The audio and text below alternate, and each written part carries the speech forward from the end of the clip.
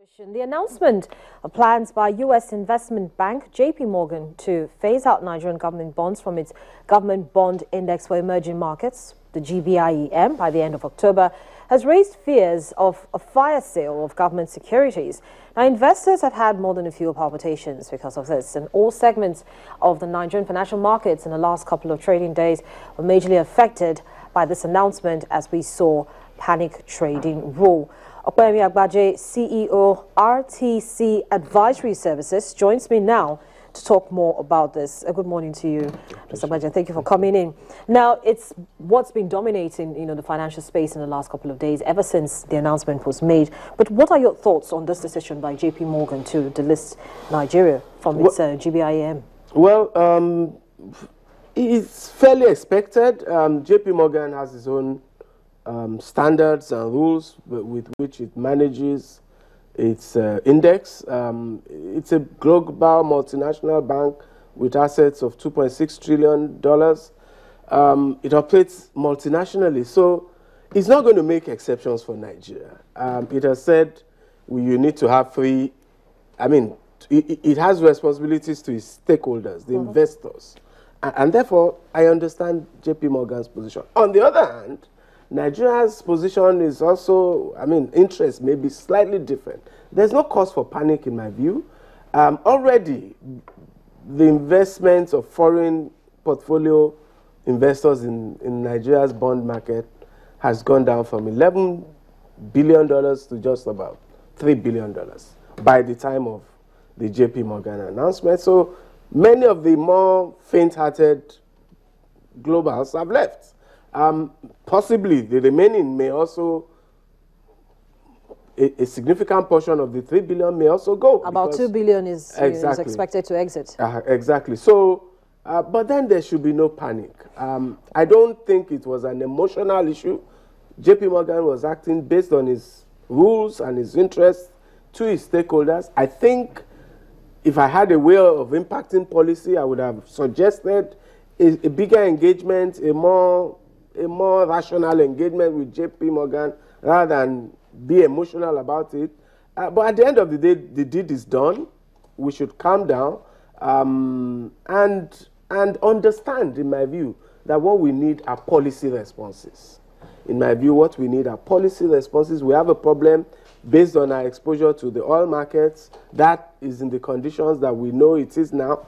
It's not a short-term thing. Goldman Sachs says it's possible that oil prices could even go as low as $20 per barrel.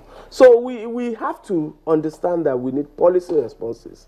In my view, to look for offsetting inflows of dollars to deal with the fundamental issue, which is our overexposure to oil, both in terms of government revenue and exports, to pursue policies around diversification, to pursue policies around increasing the anti-corruption as the government has done, to do whatever, and then to look for genuine reforms that can bring offsetting inflows of dollars into solid minerals, investments, into refineries, into even the offshore, reforming the oil sector itself, so that new wells will be sunk, and all of that will bring inflows of cash. So what Nigeria needs, in my view, which is not happening, is that we're not making policy responses. We're just managing the decline in cash resources and imposing rules at the CBN to manage that poverty of resources.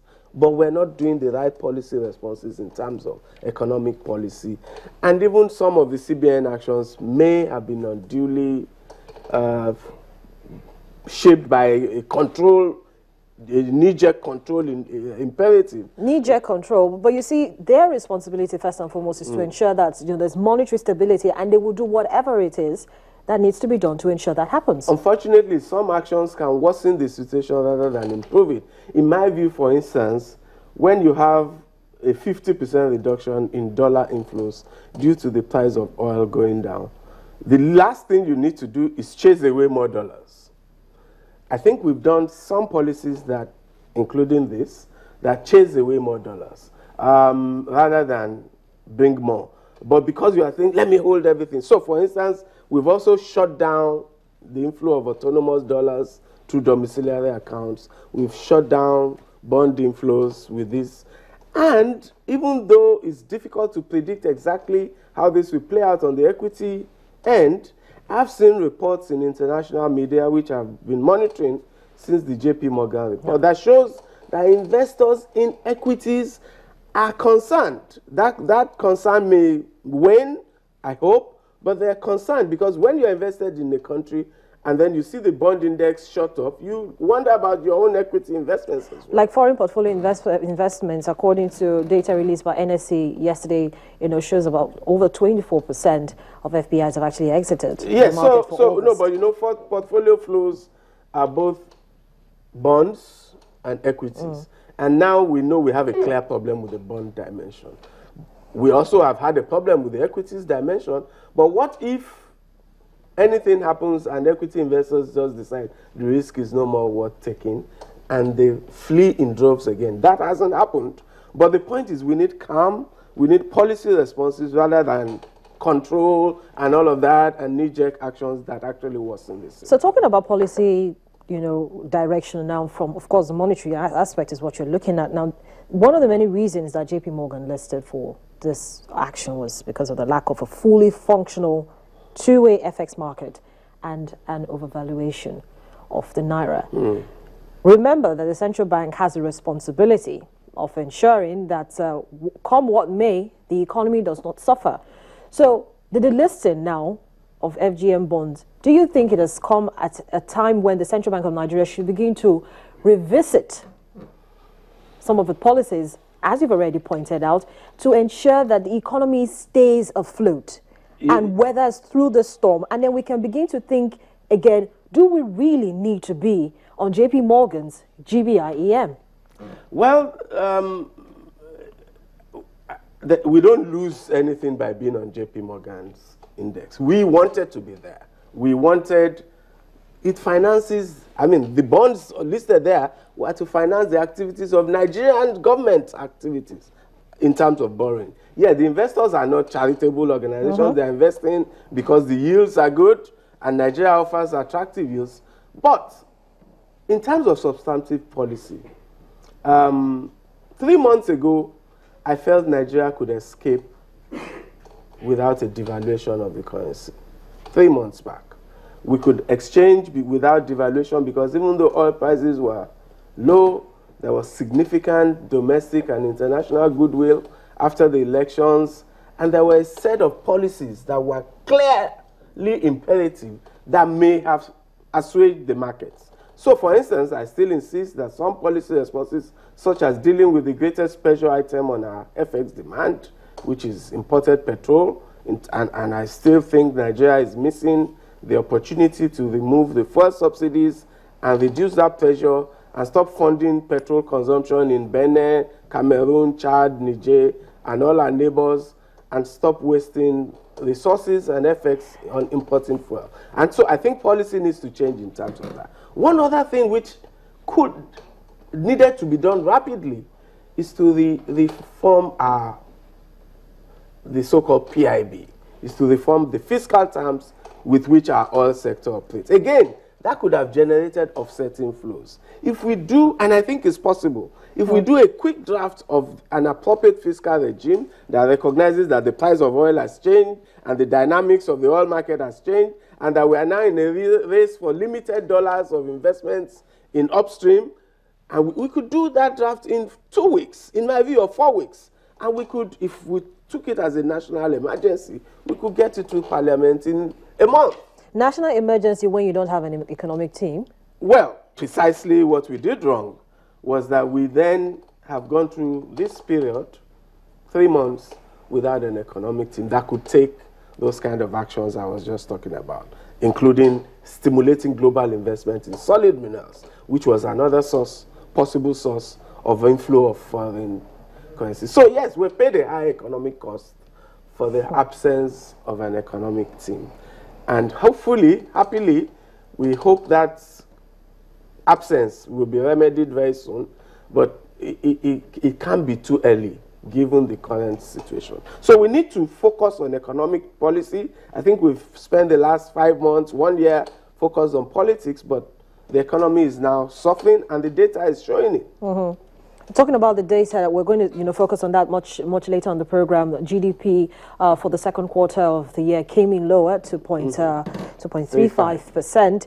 This time last year it was about 6.9. Yeah, 6.9%, almost talking about 7%. But still focusing on this JP Morgan, delisting. Is it really in our best interest? That's in Nigeria's best interest now to stay off the index? Because most of the countries that we're trying to benchmark ourselves against are right now battling recession. Given the current state of affairs, yes, we're already out of the index. JP Morgan has said we can't be admitted over the next 1 year anyway. So that's a sunk cost. With whatever errors or omissions have been committed, it's sunk cost. We're out of that index. So it's now has to be turned into an opportunity over the next 1 year to reform ourselves, but I hope that we need to re-enter the market. Like I said, globalization of financial services, of global financial markets, has its advantages, it has its disadvantages. When you take the advantage, you have to prepare for the disadvantage. And the disadvantage comes in terms of volatility when your markets are under pressure and the funds that are rushed in could rush out almost.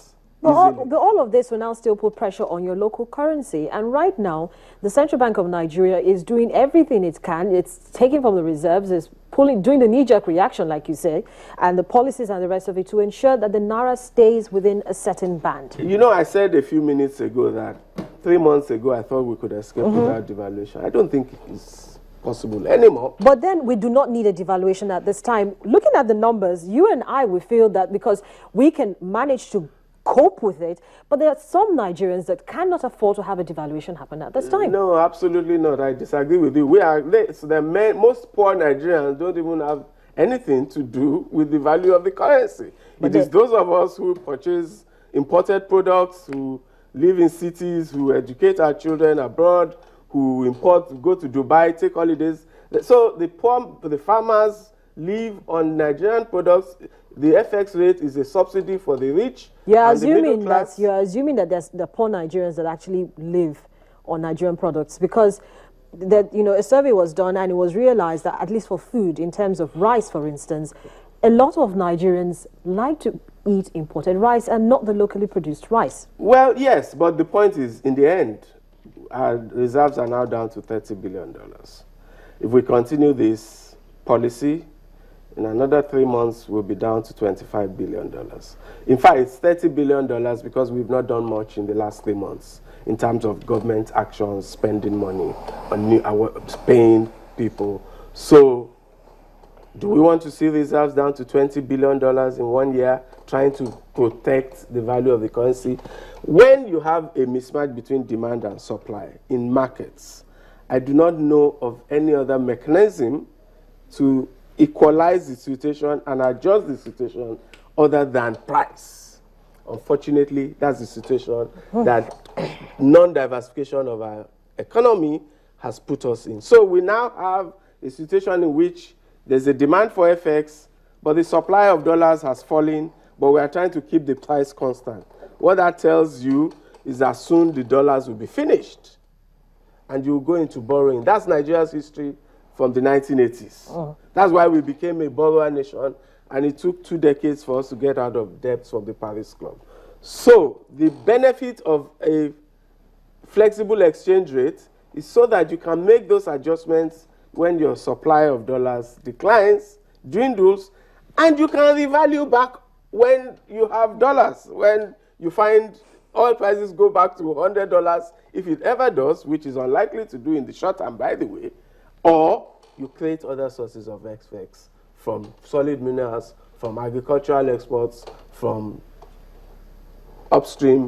new upstream fields, and all of those investments. So that imperative to diversify and to improve efficiency in the economy and to resume growth in the economy, it's even more urgent now, rather than we could neglect it at the time of growing oil prices and all of that. But right now, we have no choice. Now, so the choice we take today is keep the exchange rate the same and be battling JP Morgan, everybody ban 41 items, ban 30 items, ban this one. If tomorrow the situation doesn't change, the ban will go from 41 to 80 items, and your dollars keeps dwindling until your foreign reserves gets to a level at which Nigerian, even those who get the dollars, will not be able to get confirmed letters of credit from their banks. Because you will get to a point at which the international financial system will conclude that, hey, payments from Nigeria are problematic.